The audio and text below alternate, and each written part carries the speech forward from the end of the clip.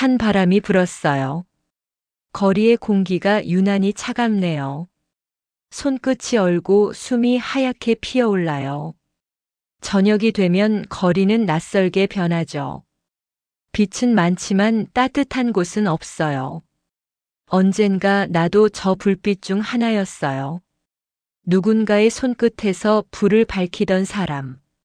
그때는 몰랐어요. 내가 만든 불빛이 나를 삼킬 줄은. 벽에 기대 앉아 종이컵 커피를 쥐었어요. 식은 커피가 내 손보다 따뜻했어요. 길 건너에서 웃음소리가 들리네요. 가족들이 함께 걸어요. 나는 고개를 돌렸어요. 내게 가족은 이제 사진 속에만 있죠. 아내는 병으로 떠났고 아들은 내가 떠나보냈어요. 그땐 옳은 선택이라 믿었죠.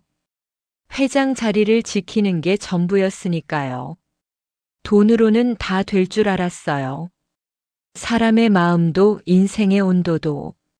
하지만 세상은 그렇게 단순하지 않네요.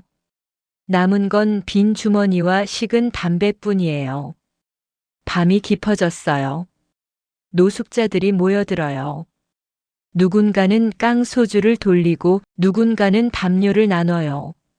나는 그들 틈에 끼지 못했어요. 자존심이 남았거든요. 아직 내 이름을 버리지 못했어요. 몸이 점점 차가워져요. 다리에 힘이 빠져요. 눈앞이 흐릿하네요. 괜찮으세요? 누군가의 목소리가 들렸어요. 따뜻한 손이 내 어깨를 받쳤어요. 젊은 남자였어요. 쓰러지시겠어요? 일어나요. 나는 그 손을 뿌리쳤어요.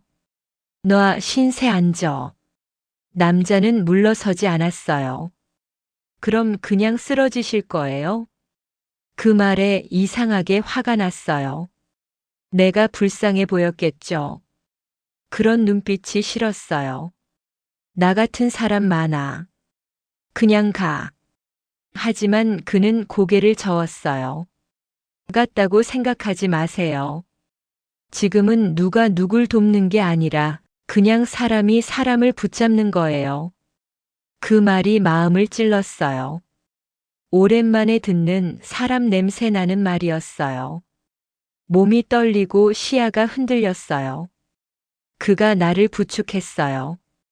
따뜻했어요. 진짜로 따뜻했어요. 내가 버텨온 겨울이 무너지는 느낌이었어요. 병원까지 모셔드릴게요. 그는 내 손을 감쌌어요. 그 손이 너무 따뜻해서 거부할 힘이 없었어요. 나는 조용히 끌려갔어요. 삶의 바닥을 끌며 걷는 기분이었어요. 병원 불빛이 눈부셨죠. 깨끗한 복도, 소독약 냄새. 모든 게 낯설었어요. 의사가 무언가를 묻지만 나는 이름조차 제대로 대답하지 못했어요. 가족은 없으세요? 그 질문이 뼈처럼 박혔어요. 가족이라 그 단어가 이렇게 아픈 줄 몰랐네요. 젊은 남자가 대신 대답했어요. 지금은 혼자세요. 제가 보호자 될게요. 나는 그 말을 믿지 못했어요. 보호자라니 왜? 그는 웃었어요. 그냥요. 제가 돌보는 일 그게 직업이에요. 요양보호사라는 말이 들렸어요. 나는 조용히 그를 바라봤어요. 젊은 사람이 별일 다 하네. 그는 고개를 숙였어요. 별일 아니에요. 다 누군가의 일상이죠. 그 말이 묘하게 가슴에 박혔어요. 며칠이 지나도 그는 매일 왔어요. 죽을 떠서 내 입에 넣어주고 담요를 덮어주고 약을 챙겼어요. 나는 불편했어요. 그런 친절을 받을 이유가 없었으니까요. 어느 날 그가 말했어요. 이제 많이 좋아지셨어요. 누가 그러래? 의사 선생님이요. 이젠 퇴원하셔도 된대요. 나는 아무 말도 하지 않았어요. 어디로 가야 할지 몰랐거든요. 그는 내 시선을 읽은 듯 말했어요. 당분간 요양원에 계시면 어때요? 제가 일하는 곳이에요. 나는 고개를 저었어요. 그딴 데 안 가. 난 괜찮아. 그는 미소만 지었어요. 퇴원 날 그는 내 낡은 가방을 챙겼어요. 집이 없으시면 일단 제 집에서 며칠만요. 됐다고 했잖아. 그는 대답하지 않았어요. 그럼 어딜 가시려고요? 그 질문에 아무 말도 못했어요. 밖은 여전히 겨울이었어요. 눈발이 흩날렸어요. 그는 내 손에 장갑을 쥐어줬어요. 이건 제 아버지께 드리려고 샀던 건데요. 이젠 쓰지 않으세요. 나는 그 장갑을 쥔 채 가만히 있었어요. 이상했어요.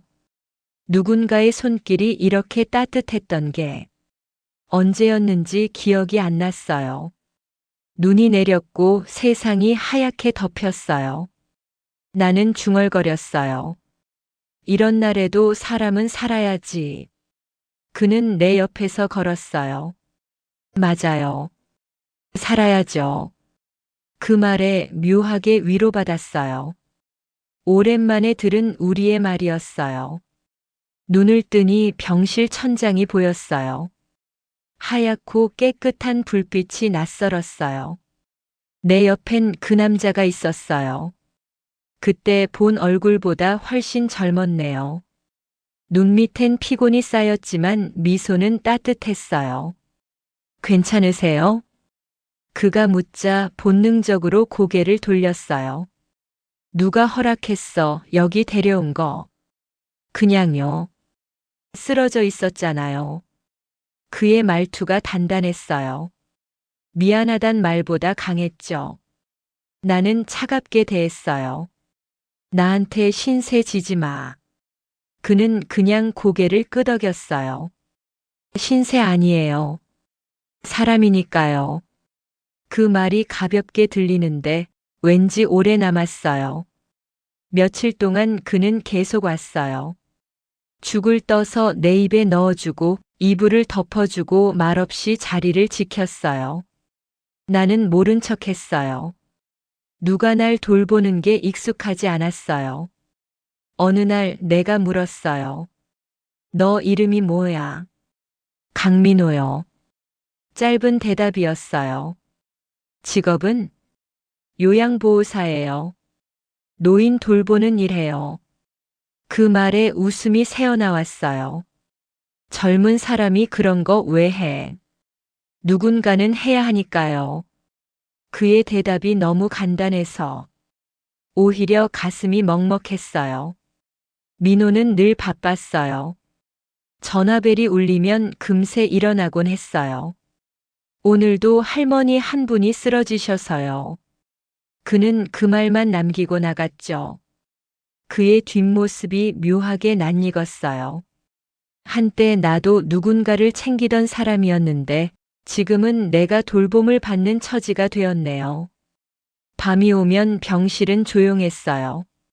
머리맡에 놓인 물컵에 천장 불빛이 흔들렸어요. 그 작은 물결을 보며 생각했어요. 저 남자 왜 그렇게 성실할까? 돈 때문일까 아니면 진심일까? 다음 날 아침 그는 다시 죽을 떠왔어요. 이제 많이 회복되셨어요. 내가 그걸 어떻게 알아? 표정이 달라졌어요. 그의 말에 괜히 버럭했어요. 남의 얼굴 함부로 평가하지 마. 죄송해요. 근데 웃으시는 게 좋아서요. 순간 말문이 막혔어요. 민호는 퇴근길에 편의점에서 따뜻한 커피를 사왔어요. 이거 따뜻할 때 드세요. 너나 마셔. 전 커피를 못 마셔요. 속이 약해서요. 그가 쑥스러운 듯 웃었어요. 나도 모르게 미소가 났어요. 그걸 들킨 게 싫었어요. 그만 와라. 너 바쁘잖아. 괜찮아요. 어르신 덕분에 하루가 덜 외로워요. 그 말을 듣고 나는 밤새 잠을 이루지 못했어요. 외롭다는 단어가 이토록 무겁게 들리긴 처음이었어요. 이틀 뒤 퇴원 수속을 하던 날이었죠. 민호가 말했어요. 퇴원하면 어디 가실 거예요? 그게 내가 알바냐. 아무도 안 기다리시죠? 그 말이 뼈처럼 박혔어요. 내가 뭘 안다고. 저도요. 아무도 안 기다려줘요. 그의 눈이 젖어 있었어요. 그때 처음 느꼈어요. 이 사람 나보다 더 외로웠구나. 나는 말없이 가방을 들었어요. 그가 대신 들겠다고 했죠. 손대. 무겁잖아요. 이 정도는 들어. 말은 그렇게 했지만 가방보다 마음이 더 무거웠어요.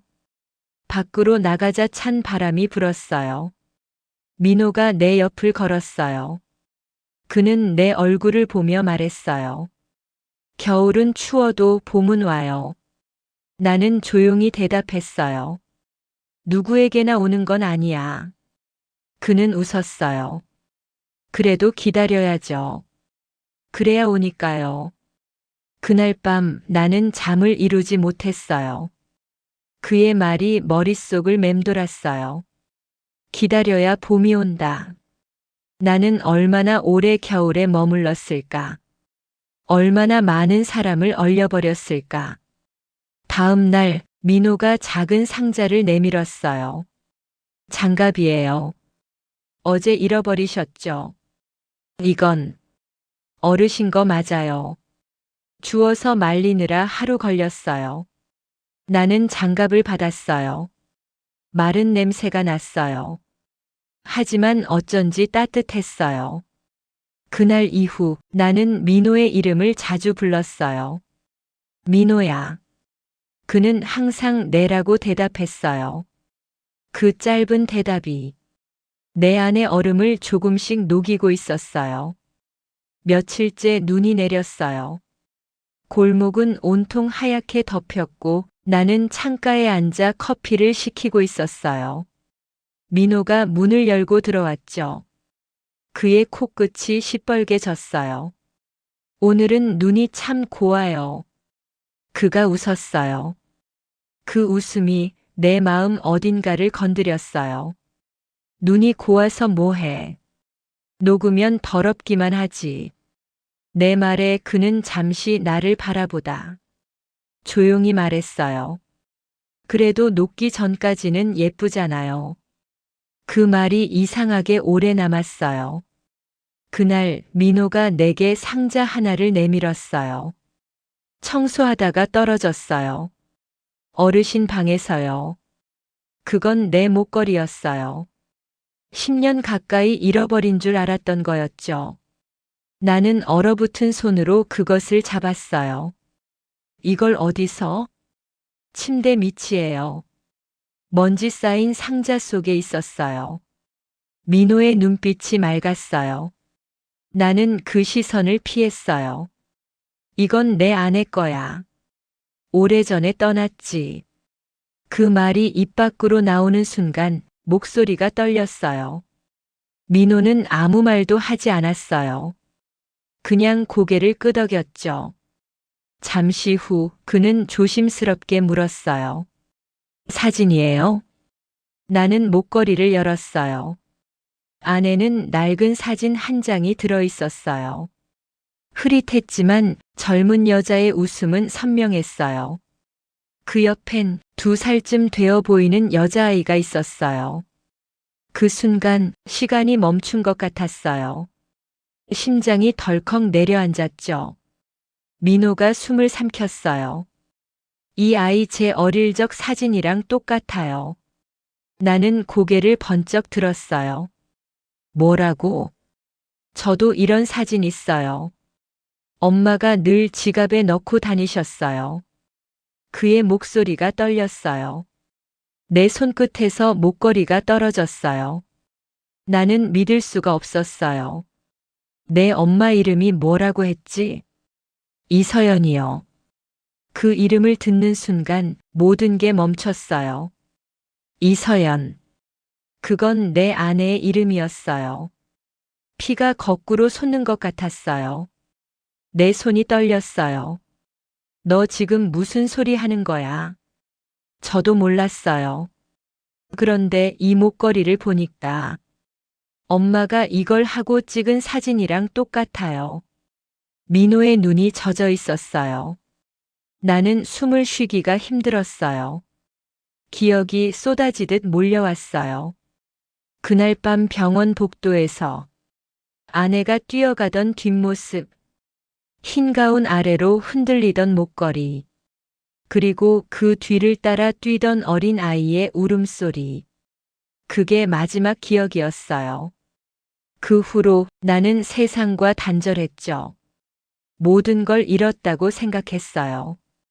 그런데 지금 그 아이가 내 앞에 있었어요. 눈앞의 청년이 그때 그 아이였어요. 나는 자리에서 일어났어요. 목소리가 나오지 않았어요. 민호가 내게 다가왔어요. 어르신 괜찮으세요? 나는 그의 어깨를 붙잡았어요. 민호야, 내가. 말이 끝나기도 전에 눈물이 터졌어요. 민호가 놀라며 나를 붙잡았어요. 왜 그러세요? 그날 내가 널 잃었어. 무슨 말씀이세요? 내 엄마 이서연 내 아내였어. 그의 눈이 크게 떴어요. 그럴 리가요. 나는 목걸이를 그의 손에 쥐어줬어요. 봐. 이건 너희 엄마 거야. 그날 병원 불길 속에서 난 이걸 끝까지 못 찾았어. 민호는 숨을 삼켰어요. 방 안이 조용했어요. 서로의 숨소리만 들렸죠. 나는 주저앉았어요. 가슴이 터질 듯 했어요. 10년 동안 잃었다고 믿었던 아이가 바로 내 앞에 있었어요. 민호가 떨리는 손으로 내 손을 잡았어요. 그럼 제가 아들이에요? 나는 고개를 끄덕였어요. 그래, 민호야. 내 아들이다. 그는 울음을 참지 못했어요. 엄마가 늘 말했어요. 아버지는 하늘에 계신다고. 그의 목소리가 흔들렸어요. 나는 그의 어깨를 끌어안았어요. 미안하다. 너무 미안하다. 그 말만 계속했어요. 둘 다 울었어요. 10년의 세월이 눈물 속에 흘러내렸어요. 병실 불빛이 따뜻했어요. 바람 소리가 들렸어요. 멀리서 간호사의 발소리가 지나갔어요. 모든 게 멈춘 듯 고요했어요. 시간이 한참 흐른 뒤 민호가 조용히 말했어요. 엄마가 그랬어요. 언젠가 꼭 다시 봄이 올 거라고. 나는 고개를 끄덕였어요. 그래, 봄은 온다. 민호가 웃었어요. 그럼 이제 우리 가족이에요. 나는 그의 눈을 보며 대답했어요. 그래, 우리 가족이다. 아침 햇살이 병실 커튼 사이로 들어왔어요. 눈물로 얼룩진 밤이 지나고 나는 멍하니 천장을 바라보고 있었죠. 민호는 의자에 기대 앉은 채 잠들어 있었어요. 내 손을 꼭 잡은 채로요. 그 손이 참 따뜻했어요. 오랜 세월 잊고 살았던 온기였죠. 나는 그 손등을 조심스럽게 쓰다듬었어요. 민호야. 낮은 목소리가 새어나왔어요. 그의 눈이 천천히 떴죠. 아버지 괜찮으세요? 그 단어 아버지. 10년 만에 처음 듣는 말이었어요. 가슴이 저릿하게 울렸어요. 괜찮다. 괜찮아. 하지만 그 말이 끝나기도 전에 눈물이 또 흘러내렸어요. 민호는 조용히 미소 지었어요. 이제부터 괜찮을 거예요. 그 말이 참 단단하게 들렸어요. 우리는 한참 동안 아무 말도 하지 않았어요. 아침 햇살이 병실을 천천히 덮었죠. 하얀 이불 위에 따뜻한 그림자가 번졌어요. 그 순간 10년 동안 얼어붙은 내 세상이 조금씩 녹는 것 같았어요. 민호가 물었어요. 그때 엄마는? 나는 숨을 고르며 고개를 떨궜어요. 내 엄마는 불길 속에서 널 찾다가 말이 끊겼어요. 그때의 냄새, 불빛, 소리. 모든 게 한꺼번에 되살아났어요. 그날 병원에 화재가 났었지. 나는 환자들을 대피시키다가 너희 엄마와 떨어졌어. 다시 돌아왔을 때는 이미 민호의 손끝이 떨렸어요. 그의 눈이 붉게 물들었죠. 그래서 제가 혼자 남은 거군요. 나는 고개를 끄덕였어요. 그래, 그때 널 찾으려고 몇 달을 헤맸다. 민호는 고개를 숙였어요. 엄마도 아버지도 다 힘들었겠네요. 그 한마디가 내 가슴을 쳤어요. 내가 들은 어떤 위로보다 깊었죠. 나는 고개를 들어 그를 바라봤어요. 그 눈빛 속엔 원망이 없었어요. 그저 이해와 연민만 있었죠. 그 순간 10년의 세월이 한순간에 무너져 내렸어요. 우리는 함께 아내의 납골 땅을 찾았어요. 겨울 끝자락의 바람이 차가웠지만 햇살은 부드러웠어요. 민호가 국화를 내려놓으며 말했어요. 엄마, 저 왔어요. 그 목소리가 떨렸어요. 나는 한 발 뒤에서 바라봤어요. 민호의 어깨가 작게 흔들렸죠. 나는 다가가 그의 옆에 섰어요. 서연아, 우리 아들이 이렇게 컸다. 바람이 살짝 불었어요. 하얀 꽃잎이 흩날렸죠. 우리는 말없이 서 있었어요. 바람이 얼굴을 스쳤지만 이상하게 따뜻했어요. 아내의 사진 속 미소가 조용히 우리를 바라보는 것 같았죠. 엄마가 매년 봄마다 장미를 심으셨어요. 민호가 나직이 말했어요. 그 향기가 아직 기억나요. 나는 미소 지었어요.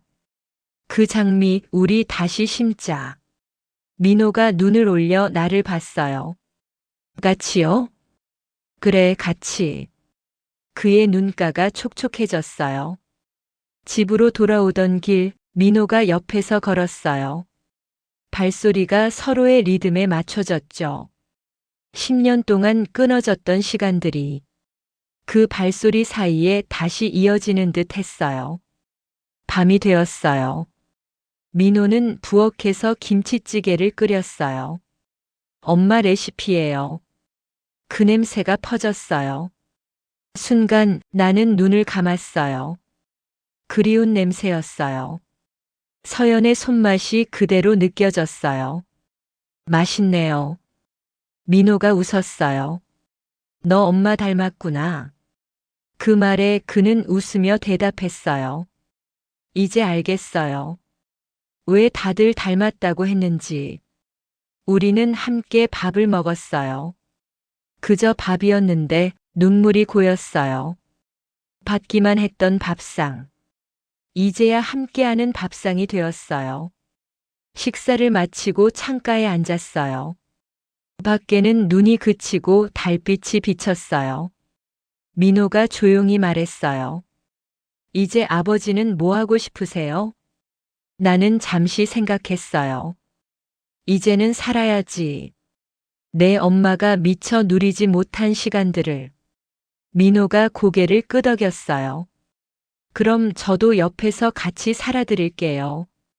그 말이 참 따뜻했어요. 그날 밤 우리는 오랜만에 웃었어요. 아무 이유 없이. 그저 살아있다는 것만으로 고마워서요. 아내의 사진이 빛을 반사하며 반짝였어요. 마치 우리를 축복하는 듯 했죠. 봄이 왔어요. 길가엔 매화가 피고 바람이 달라졌어요. 찬 냄새 대신 흙 냄새가 나네요.